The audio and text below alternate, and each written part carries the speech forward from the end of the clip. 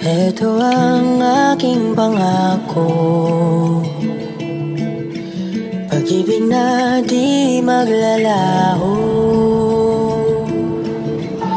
To be patient, to be kind and to be true, to love and to be loved by you.